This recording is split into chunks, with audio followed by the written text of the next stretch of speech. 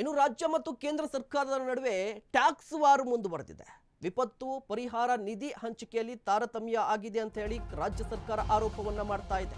ಕೇಂದ್ರದಿಂದ ವಿಪತ್ತು ಪರಿಹಾರ ನಿಧಿ ಹಂಚಿಕೆ ಆಗಿದೆ, ಆದರೆ ಬಿಜೆಪಿ ಸರ್ಕಾರ ಇರುವಂತಹ ರಾಜ್ಯಗಳಿಗೆ ಹೆಚ್ಚಿನ ಹಣವನ್ನ ಬಿಡುಗಡೆ ಮಾಡಿದ್ದಾರೆ ಅನ್ನುವ ಆರೋಪ.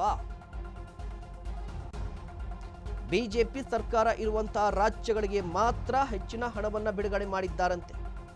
ವಿರೋಧ ಪಕ್ಷಗಳು ಇರುವಂತಹ ರಾಜ್ಯಗಳಿಗೆ ಕಡಿಮೆ ಹಣ ಮಂಜೂರಾತಿ ಆಗಿದೆ.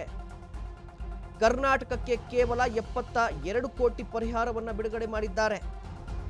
ಉತ್ತರಾಖಂಡ್ ರಾಜ್ಯಕ್ಕೆ 139 ಕೋಟಿ ಬಿಡುಗಡೆ ಆಗಿರುವಂಥದ್ದು. ಇನ್ನು ಮಹಾರಾಷ್ಟ್ರ ರಾಜ್ಯಕ್ಕೆ 100 ಕೋಟಿ ಬಿಡುಗಡೆಯಾಗಿದೆ. ತಮಿಳುನಾಡು, ವೆಸ್ಟ್ ಬೆಂಗಾಲ್ 50 ಕೋಟಿ ಮಾತ್ರ ಬಿಡುಗಡೆ ಆಗಿರುವಂಥದ್ದು. ಅಂದರೆ ತೆರಿಗೆಯ ಹಂಚಿಕೆಯಲ್ಲೂ ಕೂಡ ಕೇಂದ್ರ ಸರ್ಕಾರ ತಾರತಮ್ಯವನ್ನು ಮಾಡ್ತಾ ಇದೆ ಅಂತ ಹೇಳಿ ಸಿಎಂ ಸಿದ್ದರಾಮಯ್ಯನವರು ಈ ಹಿಂದಿನಿಂದಲೂ ಕೂಡ ಆರೋಪವನ್ನು ಮಾಡ್ತಾ ಇದ್ದಾರೆ. ಇದು ರಾಜ್ಯಕ್ಕೆ ಮಾಡ್ತಾ ಇರುವಂಥ ಅನ್ಯಾಯ ಅಂತ ಕೂಡ ಆಕ್ರೋಶವನ್ನು ಹೊರಹಾಕಿರುವಂಥದ್ದು. ಈ ಟ್ಯಾಕ್ಸ್ ವಾರ್ ಇದೆಯಲ್ವಾ, GST ಪಾಲ್ ಕೂಡ ಬಂದಿರಲಿಲ್ಲ ಈ ಹಿಂದೆ.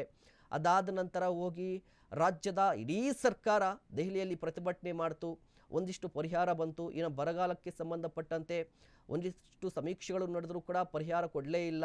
ಗೃಹ ಸಚಿವರನ್ನು ಹೋಗಿ ಭೇಟಿ ಮಾಡಿದರು, ಎಲ್ಲವೂ ಕೂಡ ಆಗಿತ್ತು. ಆದರೆ ಕೇಂದ್ರ ಸರ್ಕಾರ ರಾಜ್ಯಕ್ಕೆ ಪದೇ ಪದೇ ಅನ್ಯಾಯ ಮಾಡ್ತಾ ಇದೆ ಅನ್ನುವ ಆರೋಪ. ಮೊನ್ನೆ ಅಷ್ಟೇ GST ಪಾಲನ್ನು ಕೂಡ ಹಂಚಿಕೆ ಮಾಡಿದರು, ಆ ಸಂದರ್ಭದಲ್ಲೂ ಕಡಿಮೆ ಕೊಟ್ಟಿದ್ದಾರೆ ಅನ್ನುವ ಆರೋಪ ಇತ್ತು.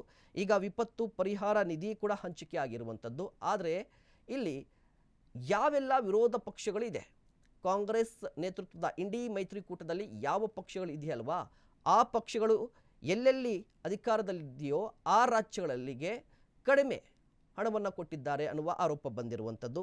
ಅದಕ್ಕೆ ಒಂದಿಷ್ಟು ಎಕ್ಸಾಂಪಲ್ಸನ್ನು ಕೊಟ್ಟಿದ್ದಾರೆ. ಉತ್ತರಾಖಂಡ್, ಮಹಾರಾಷ್ಟ್ರಕ್ಕೆ 100ಕ್ಕೂ ಹೆಚ್ಚು ಕೋಟಿ ಕೊಟ್ಟಿರುವಂಥದ್ದು. ಆದರೆ ನೋಡಿ, ವಿಪಕ್ಷಗಳು ಇಂಡಿ ಮೈತ್ರಿಕೂಟದಲ್ಲಿರುವಂಥ ಪಕ್ಷಗಳ ರಾಜ್ಯಗಳಿಗೆ ನೋಡಿ 100ಕ್ಕೂ ಕಡಿಮೆ, ಕರ್ನಾಟಕಕ್ಕೆ ಕೇವಲ 72 ಕೋಟಿ ಮಾತ್ರ ಪರಿಹಾರವನ್ನು ಕೊಟ್ಟಿದ್ದಾರಂತೆ. ಇನ್ನು ವೆಸ್ಟ್ ಬೆಂಗಾಲ್ಗೆ 50 ಕೋಟಿ.